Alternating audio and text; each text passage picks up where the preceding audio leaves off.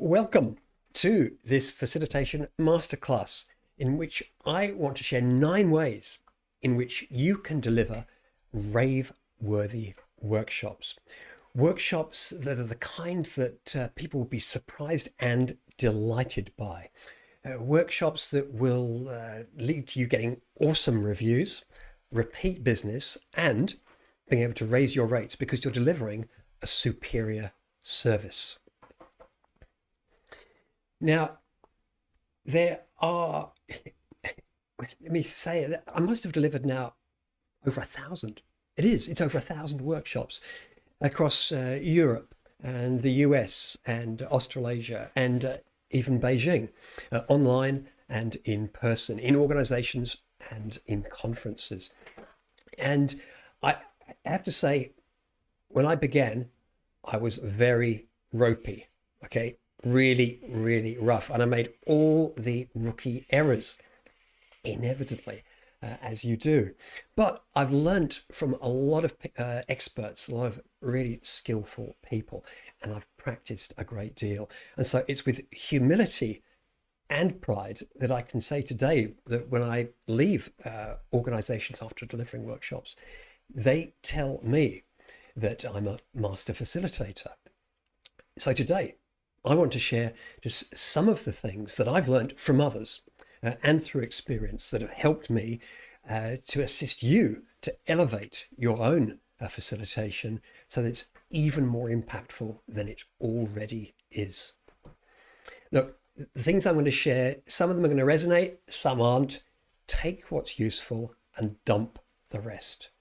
You know best what's going to work for you. I am going to ask you at the end of this workshop, which one thing might make the biggest difference if you were to implement it. So expect that question. Let's get cracking.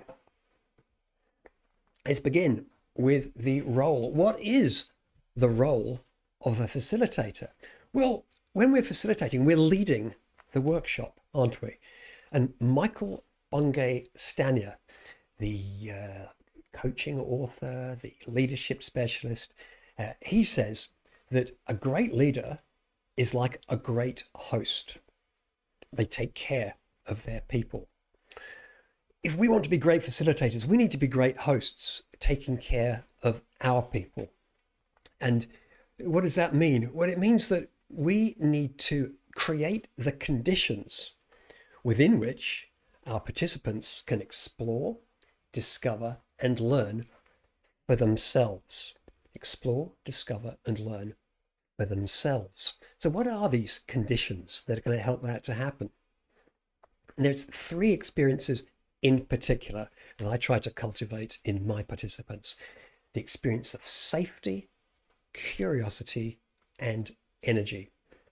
When I say safety, I don't mean physical safety. Hopefully that there's no physical risks. But we're talking about this psychological safety. There's an awful lot about it now, isn't there, in social media and in the press. Good thing too. We're talking about people feeling safe in the presence of others. So we need to cultivate that in our participants. Look, many of us don't really feel that comfortable, and I'm one of them, when I'm amongst people I don't know.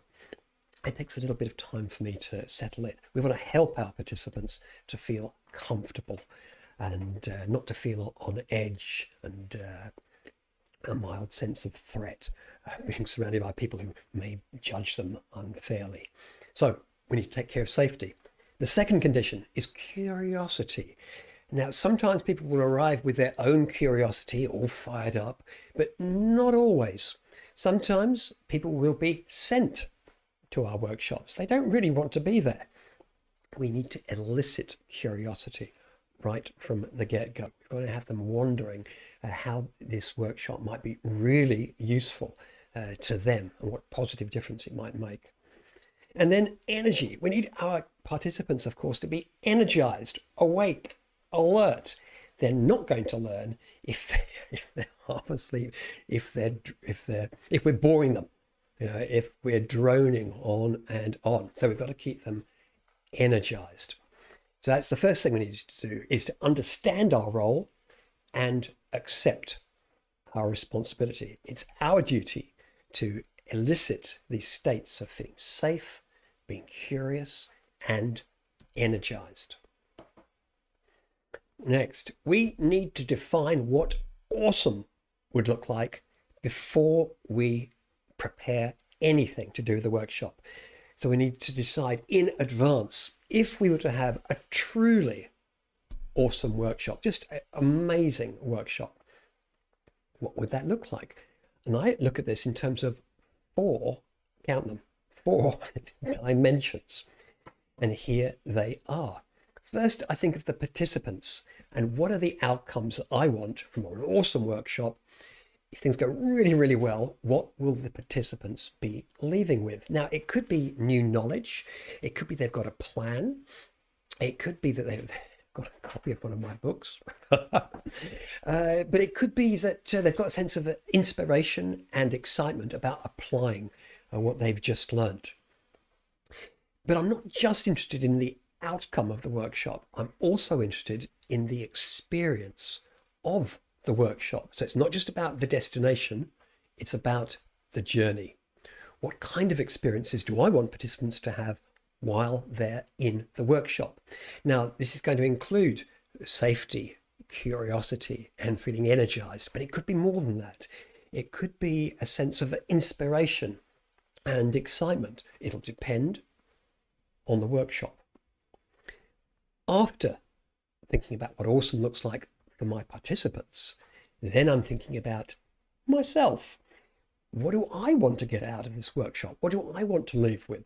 Now, it could be that I want to leave with some feedback forms, some photos perhaps some, I've sold some books, and maybe some people want to sign up to another workshop that I'm running. But I want to think about my own outcomes.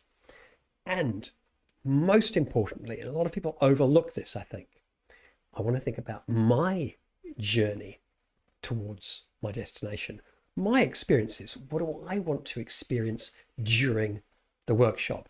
Now, always, I want to have fun. That's a big one.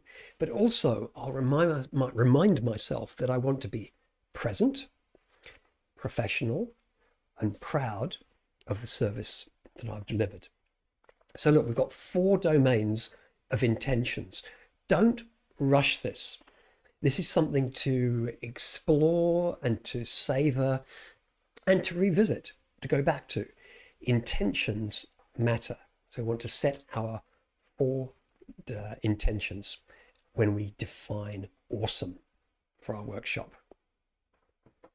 Next, we need a powerful launch to the workshop. Now, you'll know that when a real rocket takes off, there's an awful lot of energy expended at the start. Rockets that take off with just a little bit of energy, when they're a little bit wobbly, things don't turn out so well for them. If we're going to succeed in our mission, we need to have a powerful launch as well. Now, why? Well, when it comes to workshops, as I mentioned earlier, not everybody really wants to be there. Unless people are buying and using their own money to show up.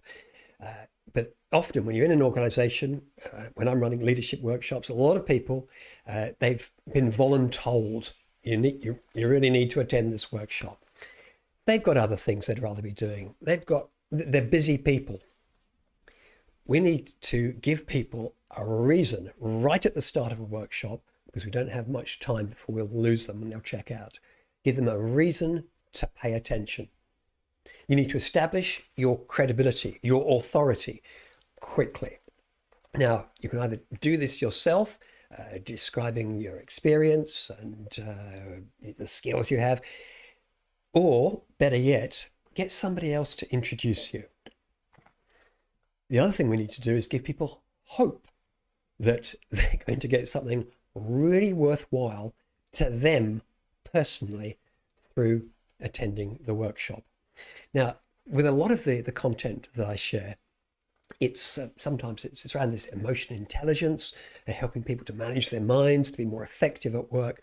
But I always like to make the point right at the start that the skills I'm sharing also apply to personal life, and that they're going to improve people's relationships with friends and family, and being more effective and taking care of their health, perhaps. And it's not just work. Whatever you say, you need to find a way to get people to be interested and sit up and look forward. They need to get a sense that this is going to be worthwhile for me, not just my organization. There's going to be something in this for me. Also, at the start, we are establishing how we're going to be working together. I make it clear what I'm going to be bringing to the table, and I also make it clear we establish together what my expectations are of my participants. Now, in an online world, we really want to have cameras on. It just makes such a big difference. It's too easy to check out, isn't it? And we've all done it. It's too easy to check out if the camera's off. So we want to get all those cameras on. But in addition, what I like to say at the start of all of my face-to-face workshops, and I do love face-to-face workshops, well, I'll say to people is, look, I'd like you to imagine you're leaving here at the end of the workshop and you're saying to yourself, wow, that was a really good use of time. I learnt a lot and I had fun. For you to be able to say that, what kind of behaviors do you need from each other? Certainly I'll bring the content, but what is going to maximize the likelihood of you having a really worthwhile day? What kind of behaviors do you need from each other? And I'll get up a flip chart, I'll write agreement over the top, and I will go around the room, one person at a time, asking them, what do they think? And I tell them, you can voice an idea. If we get consensus, it's going up on the agreement, but only if we get a consensus. And what we're doing here is it's got multiple aims, as you might imagine. One, everyone is talking from the beginning, so everyone's voice gets a chance to be heard. So I'm letting people know that this is a place in which we are all going to be talking. But in addition, there are now co-pilots in this workshop. They are helping to create the culture, if you like, for our workshop. And what this does is give me permission later on to engage people, because invariably people will say, we need high participation. We all need to be joining in. Once I've got agreement, that goes on the board. I've now got permission to involve anyone and everyone throughout the workshop, which is something I do a lot. So we need a really powerful launch. What's next? Say my name. I am a big fan, here it is, of name badges. Look, there's mine. This is one of those magnetic ones. So look, I can pop it in here. No pins required. I've got my name. And the reason for having these name badges is, one, yes, it means that I can see people's names and use them. I use people's names a lot when I talk to them. People like, I say people, I mean we are all people. We like hearing our own names. So use them. As facilitators, we want to be addressing people by name. Now, yes, you could memorize people's names, but the audience might not know each other. So if you have everybody with a name badge, and I suggest using name badges rather than creating those, do they call them name tents? When you have a piece of paper on the desk, rather than using the name tent or name pyramid, use a name badge, because you want people to be getting up, moving around and taking their name with them so that other people know who they are. So use people's names. The next idea I want to share, you're not going to like this. A lot of you are not going to like this, but I'm going to say it anyway, and it concerns using notes. Facilitators referring to notes in workshops. Here's my position. No, we shouldn't be doing it. I still recall an event I went to. It was one of those Gallup events. Have you been to those Gallup events? It was kind of a breakfast thing. They were handing out egg and bacon rolls, and that's my price point. If you offer me, I'll go anywhere for an egg and bacon roll. And they were talking about the company. So it was a breakfast meeting, and we rocked in there, and someone very senior in the organization stepped forward to address this large room. And they read from a sheet. They described the services that they offer, reading from a piece of paper. Now, this does two things. When we as facilitators read from a sheet, two things happen. One, we lose the eye contact. So we lose that connection, that rapport with our participants. But in addition, we're undermining our competency. Because when I heard this senior head honcho in Gallup read, I thought, my goodness, don't you know what you're offering? And it wasn't complicated. What he was showing wasn't complex. It wasn't specific numbers. There was nothing there that he shouldn't have known. So we need to know our stuff. We need to be able to operate without notes. Now, what some folk will do, and I'm guilty of this when I began, is I'd have slides with everything I wanted to say on the slide because I was fearful that I wouldn't be able to remember it all. And we can't do that. We can't punish people with text-heavy slides. What I do now is, before a workshop, I'll create a mind map. It's just a sort of skeleton of what the workshop is, the bare bones, the key elements.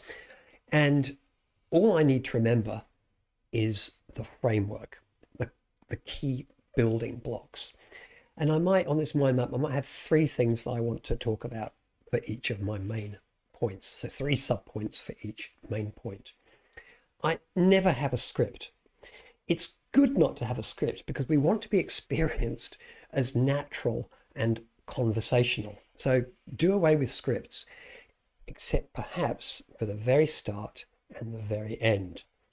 I think that can kind of help to bookend your speaking with key ideas that you have memorized in advance. So no notes, people. We're professionals. We need to try and do away with them. Unless, and yes, there's always an exception, isn't there? Unless you're reading from a book, you've got a quote you want to read, then you want to bookmark in the quote.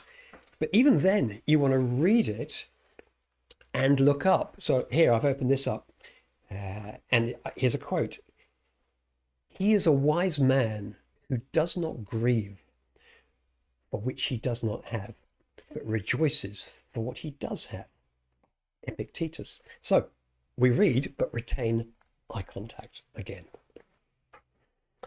I hope that wasn't too alarming. And I know that there's a lot of you there already working note-free.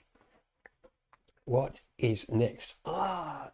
Imagery, graphics, videos. Go big on imagery and very light on text. People like pictures. We know this, don't we? People like pictures. We can exhaust people if we give them pages full of text that they've got to read. And if you've got a lot of text on a page, then your participants are going to be not listening to you anymore. They're reading the text. So go light on the text, as light as you can. I've heard it said that you shouldn't have more than 7 words on a slide. There's no science to this. Less is better. That's the way I look at it. Now, can I just say, I learnt the power of imagery. I think I got a big kickstart from watching Michelle McQuaid. Do you know Michelle McQuaid, positive psychologist? I was attending a one-day workshop with Michelle, and she goes big on icons. And I just noticed when I looked at her content, I had a sense of ease in looking at Michelle's work because of these colourful icons. Here's where you get, here's one place, there's a lot of places you can get icons from nowadays, but I like to use this, and it is the Noun Project. Almost forgot the URL there for a moment. The Noun Project. Wonderful. You can do a lot with this for free. And all you do is go to thenounproject.com and type in something you want to search for. And look, I'm going to type in the word angel, and I'm not sure what's going to come up. Let's see what we get when I type angel. Oh, there we go. Look, lots of rather classy angels have appeared. I might select that one. All you do is click the one you want, you pick the color you want, and you can download it as a PNG, transparent background, or perhaps in a square or in a circle, a ready-made sort of graphic bullet point. Beautiful. Make good use of icons. What's next? Let's get back to my screen. I've lost my screen, Eric. Oh, imagery, yes. The Noun Project, yes. I think you're going to like this next one. It concerns keeping our participants awake. And to do that, we need to keep them stimulated. We need to keep our people alert, alive, awake. So, do you know, and I'm sure you do you know how to stimulate your participants correctly? Now, of course, there's a lot of different ways in which we can keep people alive and awake. But I'd love to hear in the chat box. Michelle, you're asking what Michelle's surname. It's McQuaid, M-C-Q-U-A-I-D. Is that the right spelling? But my question to you, Michelle, and everybody else, is what are some of the ways that we can keep people energized in a workshop? What are some of the things that perhaps you've done, or maybe you've experienced? You've been on the receiving end, you've been a participant in a workshop. What have facilitators done? And let's see, Michelle, you are mentioning that it's worthwhile getting them moving. Yes, absolutely. Standing up, talking to one another.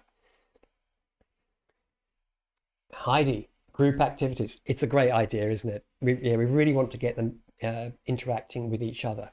Deb, asking questions. Beautiful. Yes, really important that and it's as simple as that. We just need to talk to them. Talk to them rather than talking at them. Have you ever attended a workshop where you were just spoken at? Maybe for an hour? That's exhausting. Yeah, let's just talk to them and with them. And that's Beata Team Talks. Beata, yes, Simon says game. Playing with them. Is it having games? Totally. Wonderful. Michelle, pairing up the participants to brainstorm. Totally. I love to pair people up. In fact, we'll go on to the next. This takes us rather elegantly. Thank you, Michelle. Very elegantly into the next slide. But I do just want to acknowledge also Tony, pop quizzes, and Georgia. Yes, reflections. Let's get back. Next thing is interactions. We need to be interacting with our people. And I like to do this in a very conversational way, keeping it light, keeping it friendly. So we need to interact with our people, but in addition, they need to interact with one another. And look, you were saying that earlier on, activities and group activities. I like to split people up, sometimes into pairs, sometimes into threes, sometimes into maybe fours. I don't like to go much beyond 4 if I can help it, because I want to have everyone in that group to have a big opportunity to be able to share and talk to one another.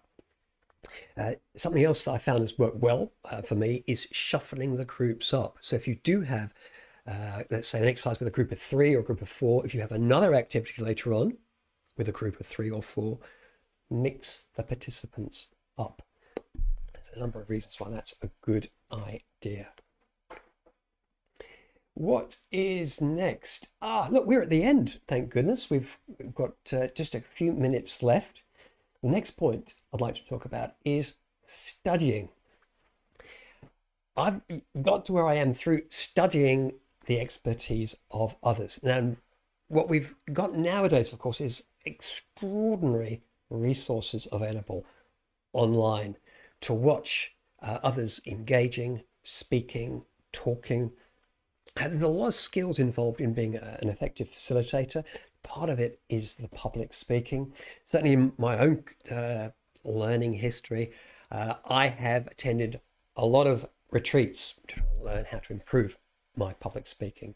Learned a lot about adult learning theories and creating the conditions within which others can do their best work. I'd encourage you all to become students of effective, powerful communication.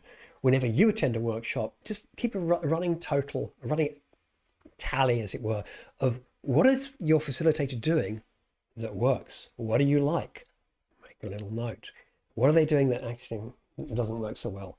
Make a note of that too, something to avoid. I haven't set a date yet, but in the nearish future, maybe 2 or 3 months out, I'm intending to run a 1-day intensive facilitation workshop in which we're going to be covering the things that we haven't talked about today, because there's a lot more.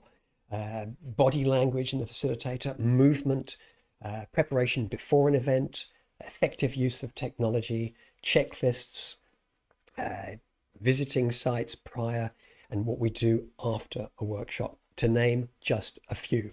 If you'd be interested in getting advance notice, drop me an email. If you send me an email just saying that keep me informed, I will keep you informed. And I'll let you know a week before I announce this. The reason you might want to be on this list is because I want this intensive workshop to be a small group. It's going to be a facilitated workshop. So we're going to be practicing. And I want a small group of people that can be able to practice various things that I share, practice and get feedback right away from one another. And look, this is how we really learn, isn't it? It's not by listening and watching. It's by trying, through activities, through practice. That's how we embed this information. Okay, well look, we're at the end. That was close, wasn't it? We've just got it through in time. So, what has been most useful? Whether you're watching the recording or you are online right now, I'd love to know which of these 9 ideas, if you were to apply them right away, which one, and you can do all 9 of course, but which one will you begin with? Which one might make the biggest positive difference? Is it embracing and owning your role as a great host and creating the conditions within which people can explore, discover and learn? Is it defining the 4 dimensions of being awesome? Is it having a more powerful launch, using names to a greater extent, going naked with the notes? You understand what I mean? Is it using more graphics, more imagery? Maybe even diving into the world of using graphics in your video screen like this, using virtual cameras. Maybe you're going to stimulate people to a greater extent ethically, or are you going to dial up the interaction or study? What will you do first? If you are watching this recording just now, I'd love you to also say what you're going to do first in the comments box. If you're watching the recording right now, you are also invited to drop me a line at my email address, ew@ericwinters.com.au, and let me know if you'd like advance notice of my intensive facilitation workshop. I'm going to say goodbye for now to everyone who's watching the recording. One more thing, recording watchers, if you've watched this far, you must have liked this a bit. Could I ask you to click the like button, but just a bit? Would you do that? And if you liked this webinar a lot, please share this with your network. There'll be a share button wherever you are. Thank you for watching. Goodbye, video watchers. Thank you for watching.